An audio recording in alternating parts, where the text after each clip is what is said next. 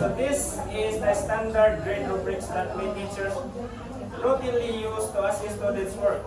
This is the optimal rubrics for providing clear, detailed feedback. So ang analytic is makaprovide siya of detailed feedback. With an analytic rubric, criteria for the student's work is listed in the left column. So mga ito ganiha, ang criteria is listed from the left column. Then, and the performance level are listed across the top. The squares inside the grade will be typically contains the fixed for each level. A rubrics for an essay, for examples, 5 to 10 criteria like organization, support, and focus. So, dari na siya dapat ibutang ng organization, support, and focus. Then, and may contain performance levels like exceptional, satisfactory, developing, and unsatisfactory. So, mo siya ang mga performance level nga nasa iko na. The performance level ay typically given percentage points or intergrades, and the final grade is typically calculated at the end. The scoring rubrics for the ECE and the SATs are designed this way, although students make them to receive holistic scores.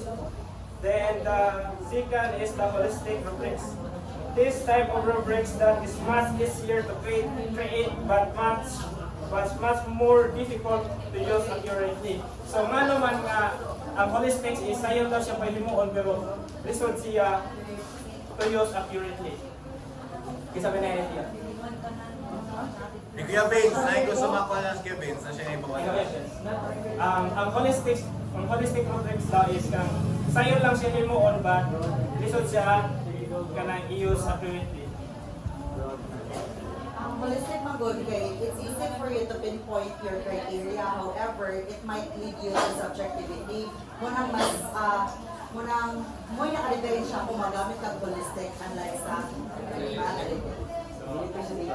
So, perhaga niya, di ba, at kung mahimo ka rubrics, dapat i-avoid na to ang subjective terms like atong interesting or creativity.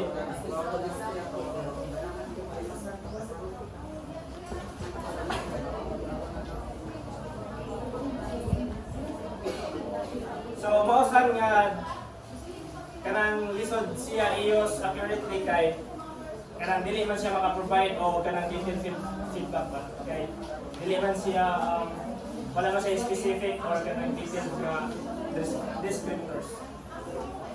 The next step 3 is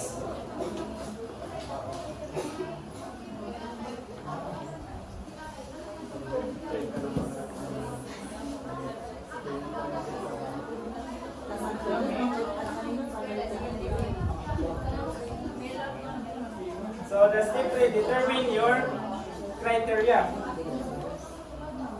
So once you chosen a rubric type, you need to identify the specific criteria that you will use.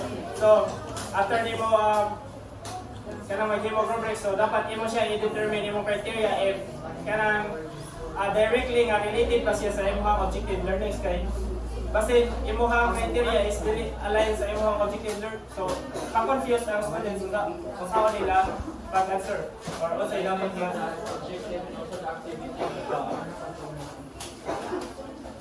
Then the step 4 is create your performance level. So magbuhat ka og imong performance level katong naa sa nakabutang sa ibaw. Then you may include the descriptors.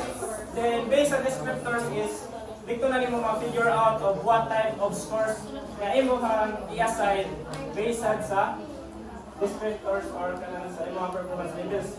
Either assign nimo ibutang ito ang 1 or ang pinaka-lowest or ang pinaka-highest. Then step 5 is write descriptors for each level of your rubrics. So, mao na to. Write your descriptors. So dapat buhatan nimo descriptors ng imong level so based na po sa imong criteria.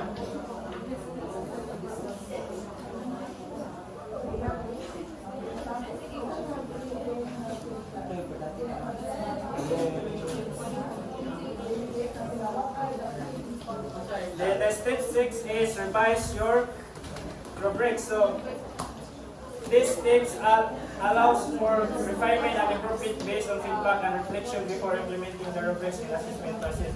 So dapat before mo implement imong rubrics dapat imo sa i-revise if kanang na paano gid or suitable or kanang Appropriate.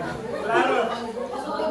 If nababay ko or kanang based po sa feedback sa imong mga colleagues or mga assistant teachers is nababay need i-improve. So dapat before implement is clarify na yun ang imong rubrics.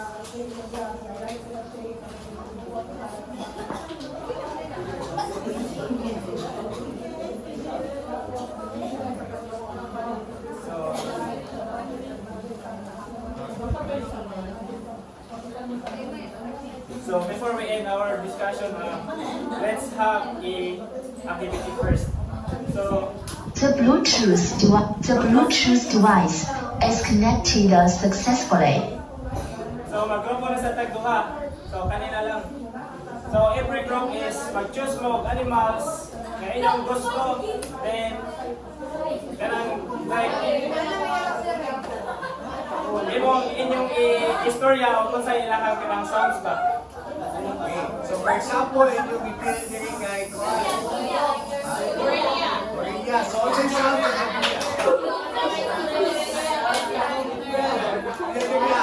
sige, magpili ang mga kwan. Animal. Ano ba animal?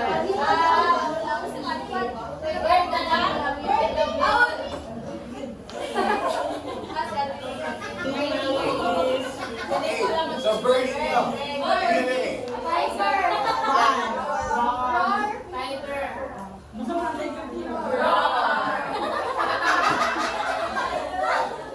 Sige, timer nyo ha. So, ang wato ninyo kay kami i-play ng music na instrument.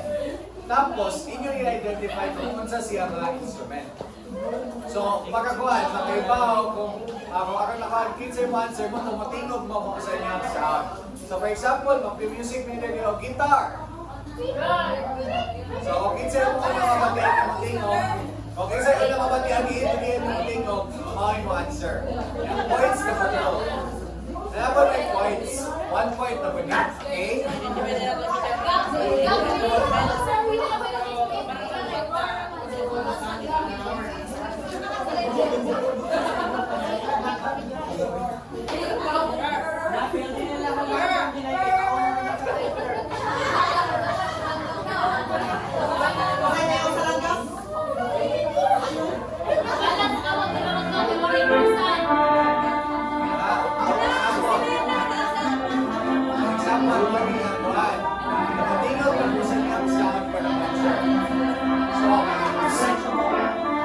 Okay, this instrument is called accordion.